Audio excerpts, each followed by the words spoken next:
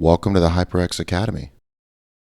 Today's tutorial is going to cover a brief overview of the HyperX UI and a more detailed look at viewport controls.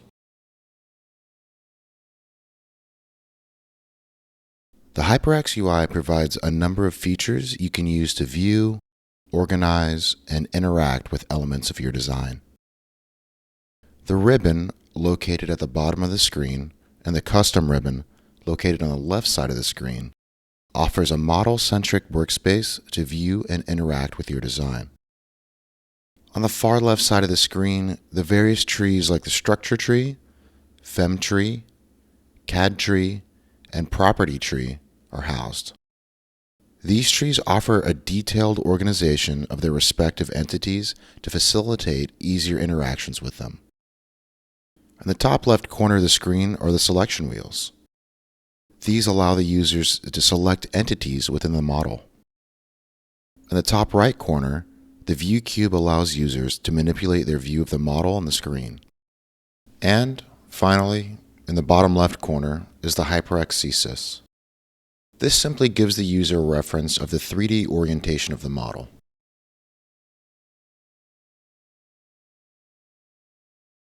The vast majority of viewport functions are driven by either the mouse, the keyboard, or some combination thereof. To pan your view and move the model left, right, up, or down, use Control plus the middle mouse button. To do so, simply press and drag to move the view as shown. To rotate your view of the model about a fixed point, use the middle mouse button and drag the position of your cursor. When pressed, the middle mouse button will define the center of rotation. To zoom in or zoom out, use the scroll wheel up or down. Alternatively, you can use the Shift plus middle mouse button while dragging the position of the mouse cursor up or down as shown. Several hotkeys have been programmed into HyperX in order to allow users to quickly reach certain model orientations in Windows. To zoom fit the entire model to the screen, use Control F.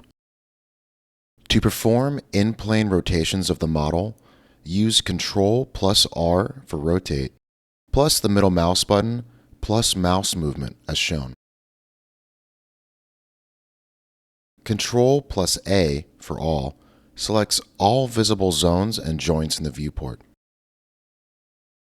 To launch the search function, use Control Q as shown. And finally, use Control E to open the How selection radial menu.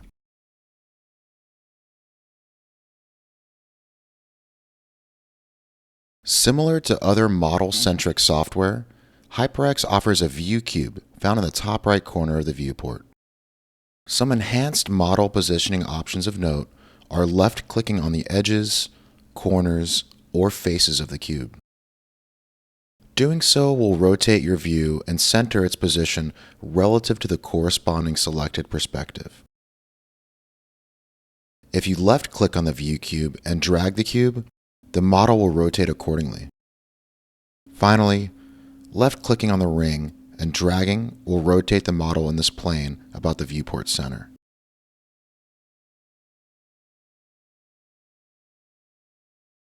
The clipping plane slices through the model and hides everything on the positive Z side of the plane.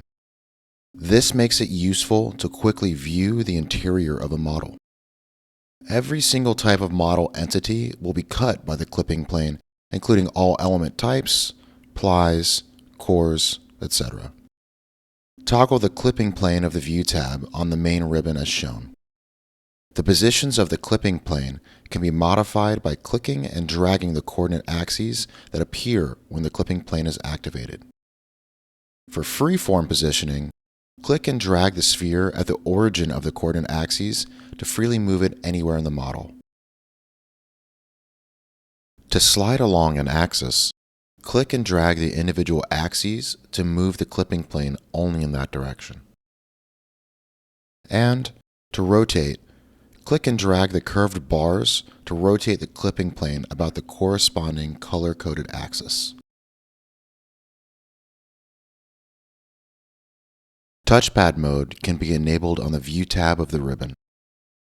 This mode offers slightly different controls for panning, rotating, and zooming that are likely more accessible on touchpad devices. To pan the model left, right, up, or down, use Ctrl-Alt plus the left mouse push. To rotate the model about a fixed point, use Alt plus left mouse push and drag the position of the cursor when pressing the mouse.